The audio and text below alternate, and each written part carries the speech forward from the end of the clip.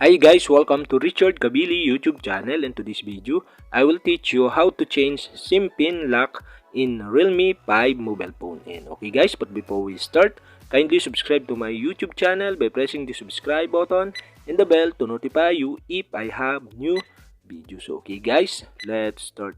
So okay guys, you only have to do is go to setting in your Realme 5 mobile phone.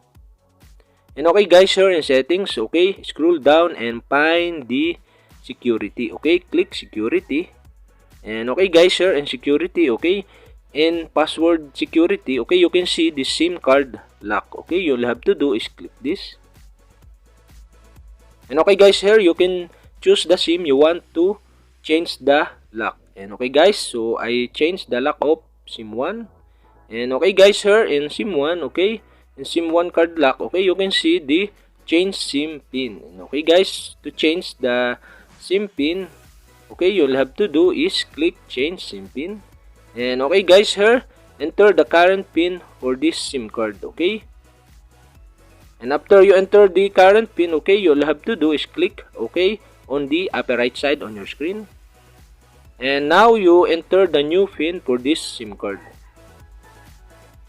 And okay guys, after you create the new pin, okay, you only have to do is click OK on the upper right side on your screen. And okay guys, retype new pin.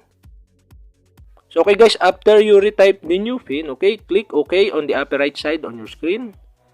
And okay guys, we have successfully changed the pin of your SIM card in your Realme 5 mobile phone. And okay guys, that's it. And okay guys, if you have a question, kindly comment below. And don't forget to hit the subscribe button and the bell to notify you if I have new videos. Okay guys, thank you for watching.